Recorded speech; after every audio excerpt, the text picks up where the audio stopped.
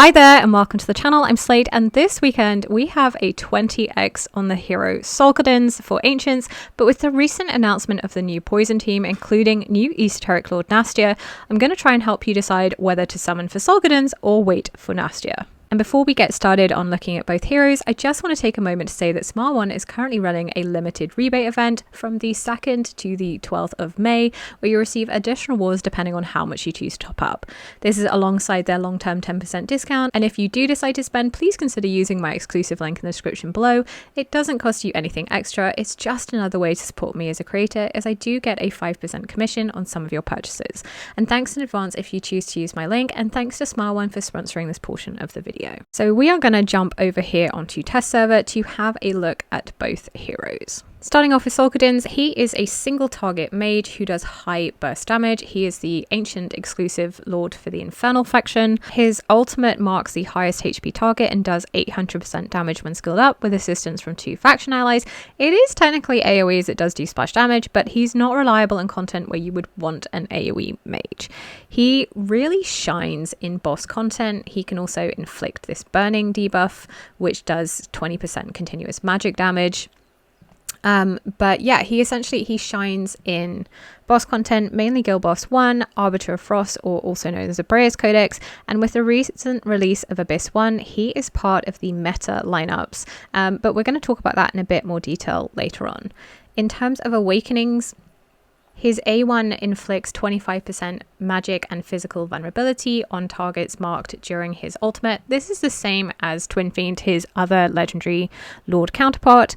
And then his A5 essentially extends the duration of burning, which is really helpful for boosting damage of other heroes, for example, A3 and I. As for Nastya, she is also a single target mage with burst on her ultimate. She is actually centered around the poison debuff, which deals 5% continuous magic damage per second, stacking up to 10 times. Poison effects can coexist from different sources at the same time. Her ultimate deals 320% damage, 6 times to one enemy with the highest HP in range, inflicts a stack of poison and this magic resistance reduction, which is minus 30%, and increases a bit of damage as well. This is incredibly strong because paired with her passive, this one here, it deals true damage, and then also she has this acute poisoning debuff, which increases all poison and toxic surge damage taken by 40%, which is pretty nice. In terms of her awakenings, her A1 allows her to also inflict stun on targets with poison. This be useful in, APOC content, for example. Her A3 increases this acute poisoning from 40% to 70%, which is absolutely lush. And then her A5 means that she deals 25% extra damage to targets inflicted with poison, which is also pretty nice. As an unreleased hero, it's hard to say for certain where she will or won't shine, but her whole kit is tailored towards boss content, and her unique Lord skill, which increases faction team members' damage against targets inflicted with debuffs by 5% per debuff, up to a 40% increase, is really, really nice, as it enables her allies to also do an absolute ton of damage, especially if they are poison, because she is basically, extra poison and stuff. Anyway, point being, if they are both boss killers, who is it that you want to go for? And essentially, I'd say it all comes down to what you're prioritizing and also what you are willing to spend.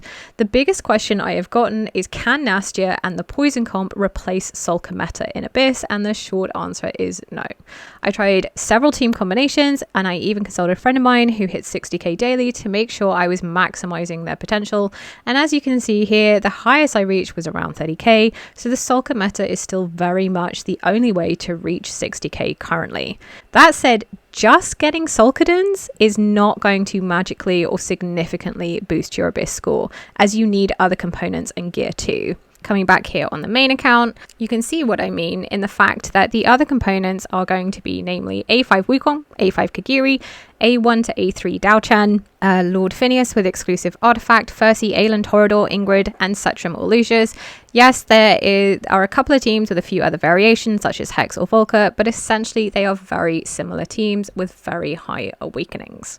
So if you have all of those components and you really want to push Abyss, then I think summoning for Solcadens is the right call. However, you really need to have him A1 and have these debuffs in order to really try and make the most of it, which means you either need to prepare to summon hundreds of times to hit pity and try and get lucky and get him, and or use a Lord Soulstone on him.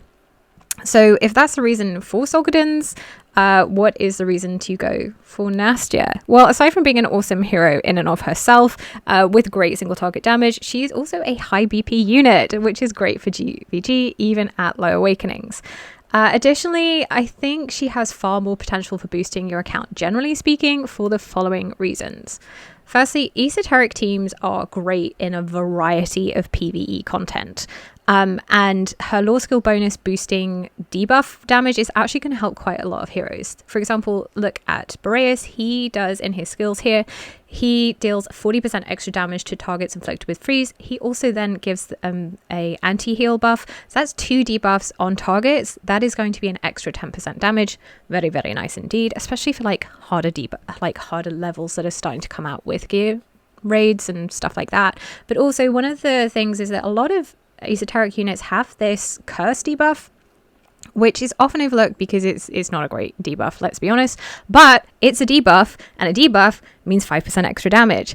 And then that's not even talking about the poison team, which obviously stacks an absolute ton of debuffs, which obviously is going to be an absolute ton of extra damage as well. So definitely, you know, these new poison heroes, Numera, who I absolutely love, by the way, Vaughn, new epic Phelan, for example, and then there's a couple of old school heroes like Kook and Esme, who also have the poison as well. Definitely, they are fantastic and get so much damage when paired with Nastya, and I can see some really cool comps being run in APOC, Your Boss 1, and even Abyss, just not 60k yet for a variety of other reasons. And then third and finally, Moonton has a habit of releasing specialized heroes and then the content that those heroes shine in. For example, Edith, when she was released, everyone was like, this is a terrible tank, with her knockback. And then Gear Dungeon 2 got released, and it was like, oh my goodness me, Edith is absolutely designed for that content. So there's a chance we may see content that centers around debuffs and continuous damage, but of course that is a bit of a gamble in and of itself. So overall, I would say summon for Solcadens if he is the missing piece you need for pushing Abyss. If you have Twin Fiend or A3 Pyros, you're still going to get some really lovely damage from your Infernals in boss content like Guild Boss 1 and other things like that. So yeah, is he the missing piece to your 60k Abyss run if you have all those other components? And save for Nastya if you want to future-proof your account and boost your esoteric teams.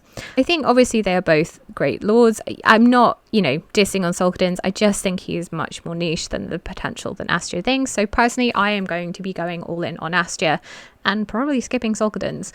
But yeah, I do hope that helps. Do let me know in the comments below who you're going to go for and summon for. Please do like and subscribe if you haven't already. And thank you so much for watching. I look forward to seeing you guys in the next video and the next live stream. So until then, take care and bye for now.